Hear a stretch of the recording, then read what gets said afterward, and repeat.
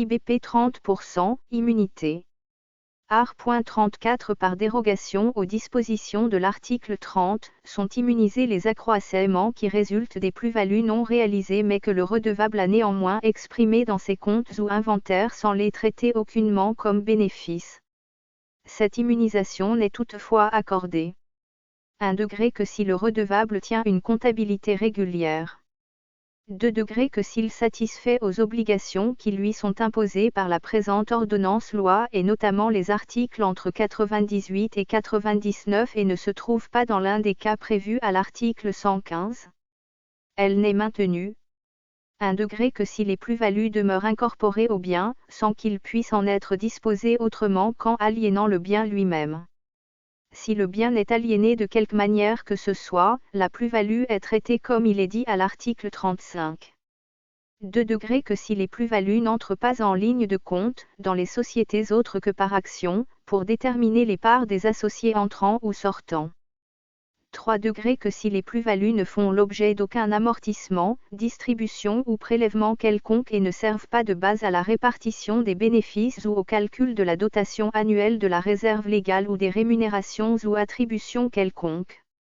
4 degrés que s'il n'y a pas partage, même partiel, de l'avoir social, par suite de a. Retrait d'un associé. B. Fusion de société, que cette fusion ait lieu par voie de création d'une société nouvelle ou par voie d'absorption. C. Toute autre cause.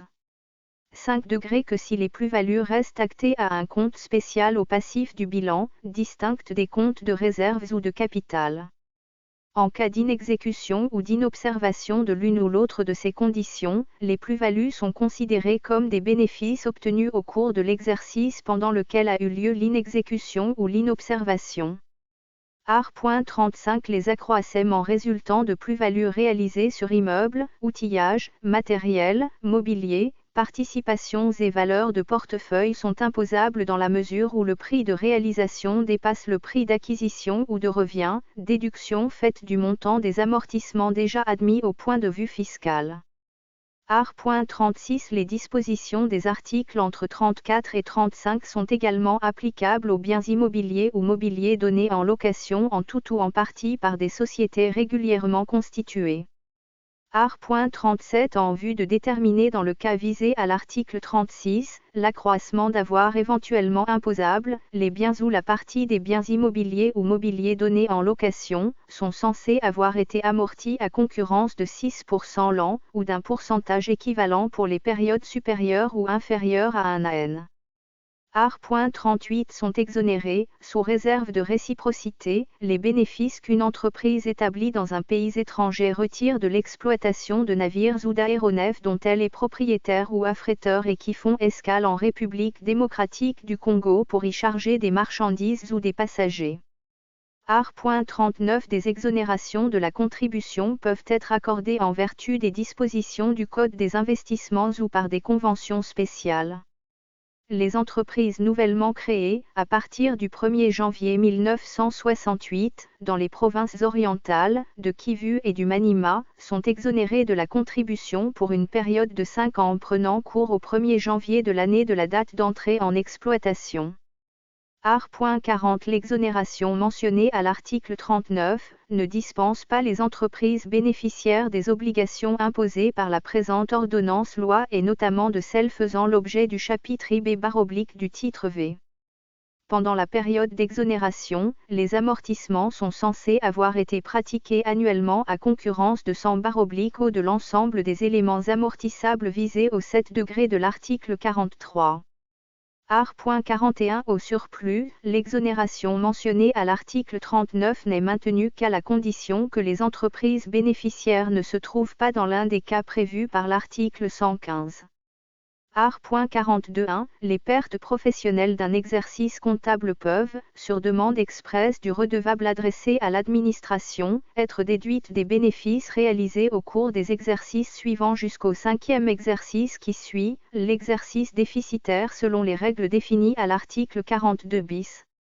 2. Les revenus considérés comme déjà imposés, énumérés à l'article 60, doivent être ajoutés au montant de la perte comptable, pour déterminer le montant des pertes professionnelles déductibles.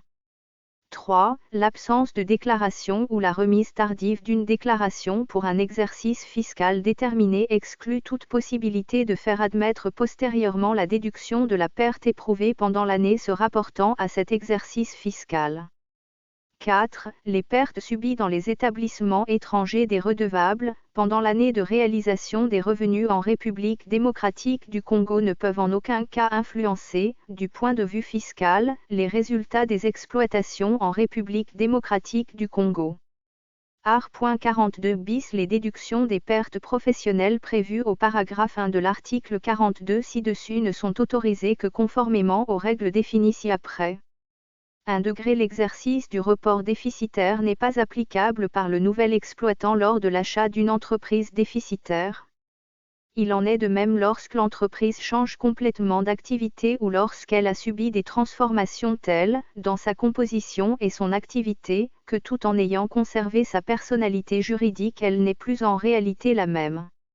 2 degrés. Le déficit doit obligatoirement être reporté sur les résultats du premier exercice bénéficiaire, puis sur les résultats du ou des exercices suivants dans la mesure où le bénéfice du premier exercice non déficitaire n'a pas atteint un montant suffisant. Les échelonnements ne sont pas autorisés. 3 degrés. Le principe de la limitation de la déduction des résultats déficitaires des 5 exercices antérieurs n'est pas applicable aux entreprises en liquidation et aux amortissements comptabilisés en période déficitaire. 4 degrés. Le caractère bénéficiaire ou déficitaire d'un exercice doit s'apprécier par référence au résultat fiscal, abstraction faite des déficits reportables des exercices antérieurs. 5 degrés. Pour l'application des dispositions du paragraphe 1 de l'article 42, les déductions s'opèrent dans l'ordre suivant. Amortissement de l'exercice. Déficits ordinaires des exercices antérieurs en commençant par le plus ancien dans la limite de 5 exercices. Déficit d'exercices antérieurs provenant d'amortissements réputés différés sans limitation de durée. 6 degrés. La faculté de report illimité des amortissements réputés différés en période déficitaire cesse de s'appliquer si l'entreprise reprend tout ou partie des activités d'une autre entreprise ou lui transfère tout ou partie de ses propres activités. 7 degrés. Les amortissements pratiqués en l'absence de bénéfices peuvent être réputés différés en période déficitaire à condition d'avoir été réellement inscrits en comptabilité et figurer distinctement sur le tableau des amortissements prévu à l'article 99.